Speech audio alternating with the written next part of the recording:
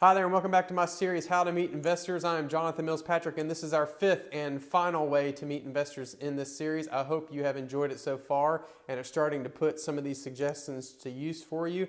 The fifth way to meet investors is using technology. Now don't rush off and start trying to find investors by blasting it across Facebook, Twitter, and other social media accounts. I'm not suggesting you can't meet them that way. Maybe you can go back to the first lesson and ask people who they know that are investors through social media.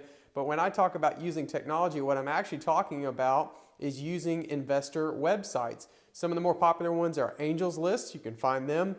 They're a British-led, I believe, British-led investor network. And so these sites are set up for people to come on, and startups can create profiles and say what they're looking for, and investors can create profiles and say what they're looking for, and it kind of becomes a matchmaking service for startups and investors. Now, the one thing about that I would encourage you to be careful with is, first of all, you could be seen as publicly soliciting investors in some instances. I'm not suggesting all of them, and that can trigger certain regulatory requirements.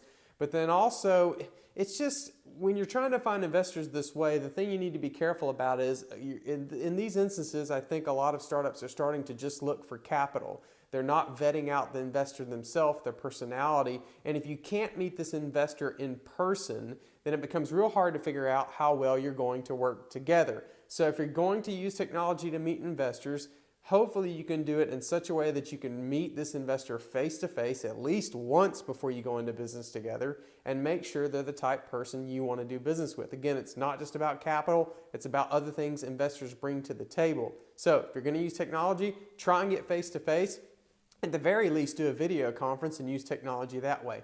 So I'm not going to list out everything right now in terms of websites, but I will go ahead and provide those in the description of this lesson. A couple of different popular websites where you can list your startup and look for investors and then be connected almost in a speed dating type of way. It's amazing what technology is doing for us in this industry.